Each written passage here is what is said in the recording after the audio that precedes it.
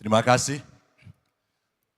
Selamat malam Bapak Ibu sekalian yang hari ini hadir di studio dan tentu saja yang menyaksikan melalui tayangan televisi atau streaming. Kami membaca sekaligus mencatat persoalan luar negeri, pertahanan keamanan, dan tentu saja dari tiga ini kami akan menyampaikan poin per poin. Yang pertama terkait dengan politik luar negeri kita. Politik luar negeri kita adalah alat untuk negosiasi terhadap dunia luar, tapi kepentingan nasional harus nomor satu. Kenapa itu menjadi penting?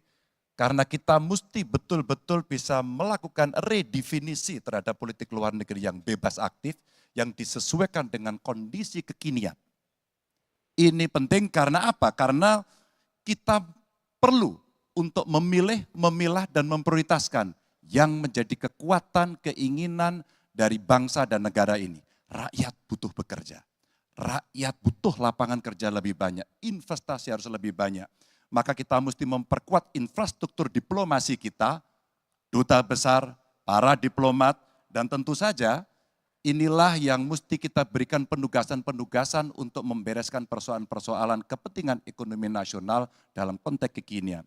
Dan tentu saja kita tidak pernah lupa, Indonesia selalu setia pada kesepakatan yang pernah diambil. Dekolonisasi yang dilakukan mendorong, meyakinkan kita semua untuk membebaskan seluruh bangsa tanpa boleh mengintervensi satu dengan yang lain.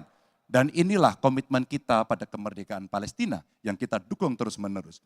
Maka kalaulah kemudian itu kita kerjakan, beberapa problem krisis iklim barangkali akan kita selesaikan dengan membawa pola-pola diplomasi sesuai dengan kekinian yang diperlukan.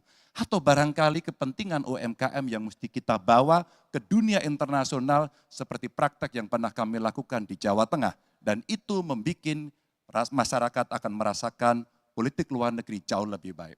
Pertahanan, sistem pertahanan rakyat semesta mesti kita dorong, kita lapisi dengan pertahanan yang betul-betul berlapis dan kita jadikan benteng pertahanan Nusantara sebagai sebuah satu kesatuan. Dan kita perlu melakukan penataan gelar pasukan karena IKN menjadi pusat gravitasi baru.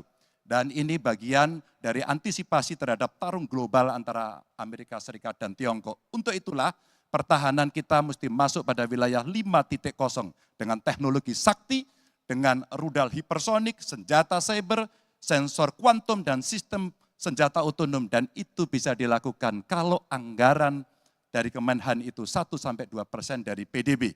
Sehingga MEF kita akan bisa tercapai. Karena ini yang mengerikan di 2024 saya khawatir ini tidak akan tercapai. Untuk keamanan, terorisme, narkoba, pinjaman online, judi online, kekerasan seksual, ini perlu mendapatkan perhatian termasuk TPPU. Maka reformasi kepolisian betul-betul harus mengantisipasi ini dengan penguatan cyber system kita, termasuk pengembangan SDM cyber yang kuat. Polisi yang menjadi pengabdi masyarakat betul-betul akan bisa mengayomi. Seperti kemudian pada saat saya bertemu dengan Ibu Mary Hugeng. Bagaimana Ibu Mary menceritakan bahwa polisi kita mengayomi dengan kesungguhan. Polisi kita hidup dengan sangat sederhana dan mereka punya integritas yang tinggi. Sebagai anak polisi, saya paham betul ini sesuatu yang sulit dan pasti akan bisa kita lakukan. Dan tentu saja inilah capaian-capaian yang akan kita lakukan oleh Ganjar Mahfud. Bismillah, insya Allah kami siap.